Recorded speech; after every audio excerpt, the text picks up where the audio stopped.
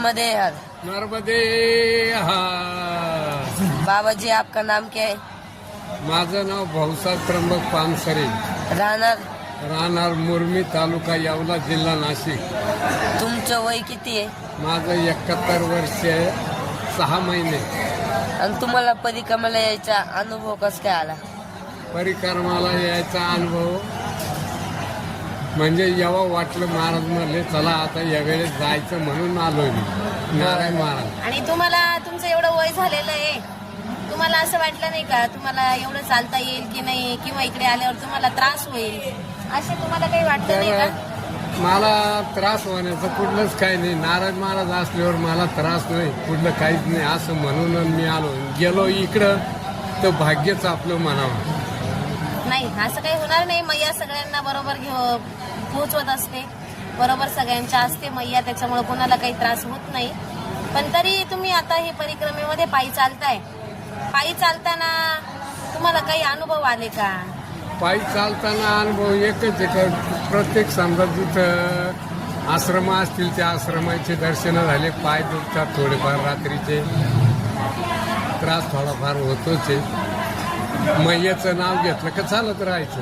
हो, मैया सगळा त्रास आपला बाजूला करते. आणि वयाच्या मानाने तुम्ही चालताय म्हणजे ही खूप नवल करण्यासारखी गोष्ट आहे. एवढं वय असताना तुम्ही या ठिकाणी परिक्रमेमध्ये चालताय म्हणजे तुम्ही आता या परिक्रमेत चालताय, याचा अर्थ तुम्हाला अगोदरही वारी करण्याची सवय नक्कीच असेल. वारी आळंदी ते पंढरपूर या वाऱ्या 18-19 वर्ष केल्या आहे. गुरुच नारायण महाराज माझे आहे, त्याच्यामुळं मला काही कुठला धोकाच नाहीये, संघच आहे. बरोबर आहे. श्री गुरु सारिका असता पाठी राखा, इतरांचा लेखा कोणा करी. अगदी बरोबर आहे.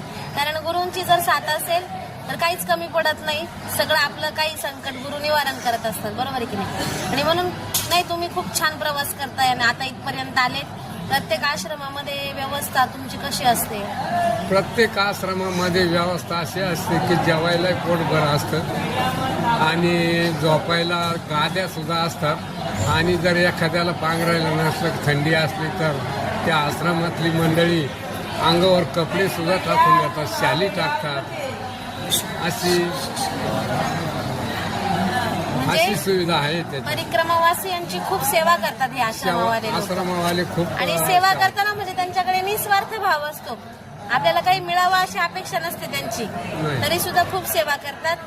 जसं एखादे साधू संत घरात आल्यानंतर आपण त्यांची सेवा करतो, तसे हे लोक परिक्रमावासियांची सेवा करतात. आणि प्रत्येक जण प्रत्येकाला प्रेमाने, आदराने वागणूक देत असतं.